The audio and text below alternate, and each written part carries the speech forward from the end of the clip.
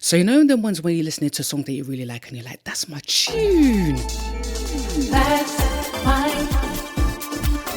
my tune. What is good? I'm Jojo B and this is That's My Tune, the podcast providing song reviews and interviews. Today, the song I'm reviewing is You Know What's Up, Donell Jones and Left Eye. Love this song so much, can't wait to get into it. So enjoyed this laid back groove and I'll be back to share my thoughts on this song and more. And if you're listening on YouTube, don't forget the link of this song is in the description so you can also enjoy the vibe as well. Be right back. Gonna share a fun fact with you. Remember back in the day on 1-to-1 when those 3 voicemails? Right, so you know the portion, tell me what's up. I recorded it, so that's what you would hear when you would call up my voicemail. Very clever, isn't it? That was just one of the songs. Like there was even a point where I produced my own little jingle for it. But that was so cool, free voicemail. And do you remember when on 1-to-1, like the network used to crash and you used to get free texts and everyone will get that notification like free text. I don't know how people would find out, but somehow we did. And they will just enjoy it until they started charging you again. Oh, those were the days, like Mercury 1-to-1, then 1-to-1, then T-Mobile. Remember 5-day pass? Those were also very, very good times. And then there was a very small period of time where T-Mobile and Orange were kind of merging, but not trying to merge. And it just really messed both networks up. And then you have EE where T-Mobile and Orange actually merged together. So yeah, it's very interesting how life just the evolution, do you know what I mean? But yeah, I just wanted to share that. So the funniest thing about You Know What's Up is the fact that like I've known this song, I've loved this song, but I've never really sat down to really think about how dope the pairing of Donell and Left Eye is. Do you know what I mean? So Donell's bringing the sweet, almost seductive vocals like, yeah, baby, come here, I want you and everything. And then Left Eye just brings the fire like, okay, if you want me, then these are my conditions. Do you know what I mean? Like I just absolutely love the fire that she brings. And that's why I chose this version of You Know What's Up as opposed to the other one without Left Eye's rap, because it just doesn't, it's not the same. Do you know what I mean? My eyes don't lie. See how they glisten when you pass me by. You and I don't need permission to be unified. Surely I, that's seen and heard of many places. Then I traveled around the world, see many faces. Don't let another one get near me. If you want to be true, must show me that nobody else can do it better than you. So if you're serious, I'm curious to see what you got. But love is furious because I believe in blowing up spots. Had to do it. Left Eye is one of my favorite rappers of all time. May she continue to rest in peace. Lisa Left Eye Lopes, one of the icons of hip hop, icon of music in my eyes, and especially with it being the 20th anniversary, like, yeah, she still has a place in my heart. Like, honestly, I proper looked up to her, and yeah, not another like her, honestly. But yeah. But now to some other observations about the track. Let's look at the instruments first, right? So you have your program drums, you know, snare, which sounds layered and has a bit of reverb. It definitely has a bit of reverb. And by the way, when I say layered, it means more than one snare combined. Some producers combine 2, sometimes 3 snares, you know, to like for creative purposes, make it sound different. Do you know what I mean? So they do it for all kinds of reasons. But when done well, it works. Do you know what I mean? So, and then also you have the hi-hat, of course, which I feel like could have been brought down a notch in the mix, but that's just my personal opinion. You got your Rhodes, you got your bass, you got your mute guitar, you got your violin, string, pad, and organ. There are also about 2 other percussive elements that I can hear, but I can't make out what they are. So there you go.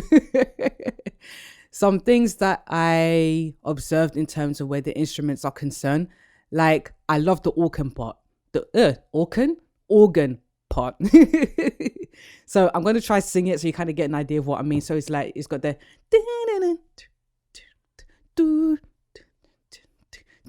like it's just minimal, but it just brings a little something. Do you know what I mean?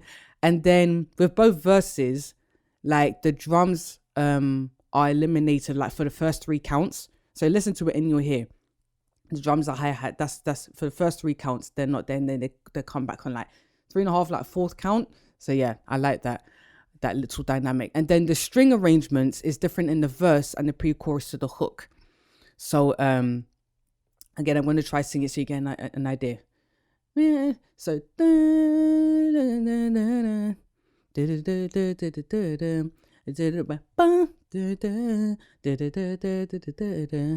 Yeah, it's probably not the best way to sing it, but do you know what I mean? And then in the chorus, like the strings are sustained throughout, so it's like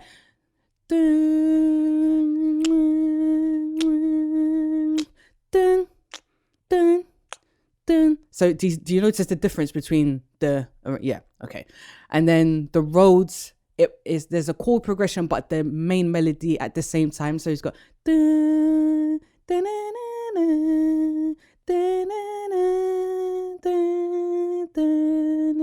so yeah, it has a combination of the two, which is nice. So it's nice and subtle. It's cool how like they could have used the strings to play the main melody or something else, but they use the Rhodes to play the chords and the main melody, which I think is really cool because Rhodes is kind of a subtle kind of instrument.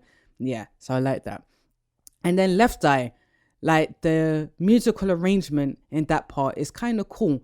Now, this is a bit technical because where Left Eye starts her rap, or where she starts, it kind of overlaps the ending of the chorus into where technically she should start. So my musical observation of Left Eye's rapping starts from where she says heights, because musically that's where it's kind of technical, but yeah. So so the first 8 bars of her lyrics, you got the drums, the same string arrangement as the hook, the mute guitar and the organ, right? Then the 9th to 11th bar of her rapping, you hear the drums, the bass, drums, when I say drums, I mean the snare, the hi-hat and everything else, right?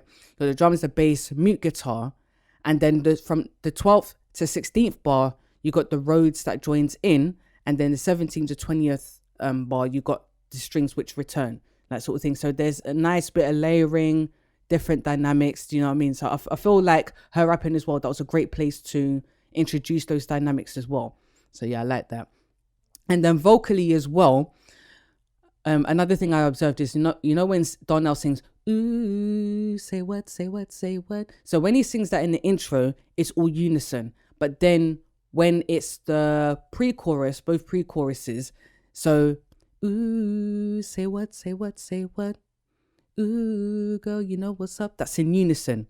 And then when he comes again, ooh, say what, say what, say what. So that harmony is added. And then when it this sings, ooh, girl, you know what's up. Ooh, girl, you know what's up. Do you know what I mean? So do you hear that layering? That I love those kind of vocal arrangements. You know what I mean? So I love that. And then the hook, I'm digging you, I'm feeling you. So you got the high octave and the low octave of that. And then the tell me what's up is tell me what's up. Do you know what I mean? So when you hear those combined, so I like little vocal arrangements like that. It's subtle, but it brings some depth, some flavor. I'm talking like we're cooking food or something. Bring depth and flavor. And then with both Donell and Left Eye's lead vocal, there's a bit of reverb, and but with Donell's vocal, it's a bit more noticeable than with Left Eye. Her one is just very, very tiny, very, very tiny. So yeah, those are some of the things that I observed with this song, You Know What's Up, Donell Jones, Left Eye. Do you know what I mean? And it was released in 1999. Din, din, din, din, din, din, din, din. I just had to do that because, Prince, 1999, get it? Yeah, anyway. So that tune is what? You Know What's Up was what? 23 years old? I can't believe it. 23 years old. Are you being serious? But yeah, it's still a tune. It's still a very, very, very big tune. I feel that it's one of those songs that have aged well. So yeah. And Left Eye is like, sometimes I think about Left Eye and I wonder what life would have been like if she was still around, because I remember if I remember correctly, she created the group, or at least had an involvement with the group Black, they were Black Ivory first, and then just became Black. Do you know what I mean? And when you see them, you can see her influence.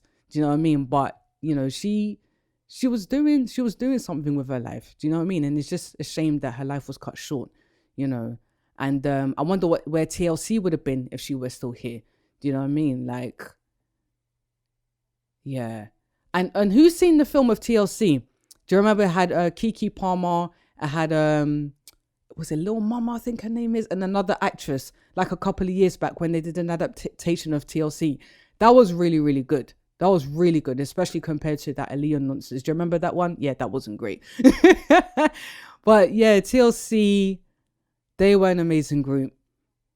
And I'm glad they got to have their time together and release the dope music that they did. Like Left Eye did a lot in the short time that she was here. Do you know what I mean? And I'm glad she got to feature in this song as well. Like it's just an amazing song. And speaking of hip hop, actually, that's the song review done, by the way, just so you know. But speaking of hip hop, actually, there is something that I do want to touch on real quick. It's a couple of days back, the sexual misconduct, the allegations against Tim Westwood came out, and in bigger publications. I'm not going to mention names, but yeah, but there is a documentary. It's a 30-minute documentary. You can find it on BBC iPlayer for those who are interested.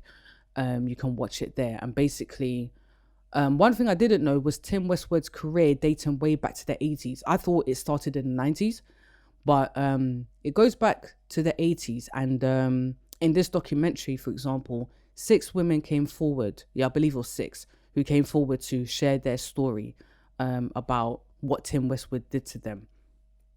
But this is the thing, is like with Tim Westwood, these stories, these allegations have been known for years. Like especially on Twitter, for example, this has been a conversation for years. This man's behavior has been known for decades, and it's only now that it's coming out in much bigger platforms, you know, which is quite interesting. And it's just quite sickening. I mean, how can you be a grown man going as like always purposefully doing like going to Freshers Week and that and going for girls like who are old enough to even be your grandchildren, and black girls at that. It's really sickening, and I just hope that with this coming out on bigger platforms, these allegations is like something is done. But this is the sad thing, like for every Tim Westwood, there are plenty more in the industry. And I want to read the screenshot that I saw. There's a woman called Toby. I don't know how her surname is pronounced, so I'll spell it Kyere. I don't know how to pronounce her surname, and I don't want to pronounce it incorrectly, but her first name is Toby, and she has this online mag called Girldom Zine. I think that's how that's said, right? And there's a screenshot of a little snippet of what is in the article. So if you go on Girldom Zine, it's on Instagram. You can click on there and you'll find the full article. But she has said very well my thoughts, and I'm sure many others. So I'm going to read it. Let's be clear. Tim Westwood's status as a pioneer and gatekeeper within the black music industry has a direct correlation with the lack of accountability from his peers and the establishments that have supported his career. Those that have benefited in one way or another from Westwood's positionality have been very clear that their moral pendulum swings in whichever direction offers the most for their individual success, whether that be radio play, exposure, or access to an industry that's often said to operate on a who-you-know basis. The industry itself has benefited from a white man performing a minstrel act to predominantly black audiences whilst utilizing his power and privileges to elevate himself into a position where he gets to handpick which careers to make or break. This is very, very true. And you know what the funniest thing is? Just very recently, he was in Ghana. He wasn't. What is Tim Westwood doing in Ghana? He was being interviewed on one of their stations. What is Tim Westwood doing in Ghana? How is he having access to such a country without the help of what would be black people? I just hope that justice is served. Tim Westwood is, 64? I just hope that justice is served, and I hope that all the victims who have suffered under his hands, they get justice, they get some kind of relief. And I hope that the law, I just hope it's dealt with correctly. honestly, because it's really sad. It's really, really sad. It's very sad. I mean, but there's a wider conversation to be had, because it's not just about Tim Westwood, but this is the start. Do you know what I'm saying? Especially where black girls, black women are concerned. Like, we've been talking about this for many years, but it's only now that it's come out. But yeah, that's me done for today. Yeah, that's me done. So if you'd like to know more about the podcast, you can linktr.ree/TMT_podcast. You can find all the social media. And also, if you'd like to email, is that'smytunepodcast@gmail.com.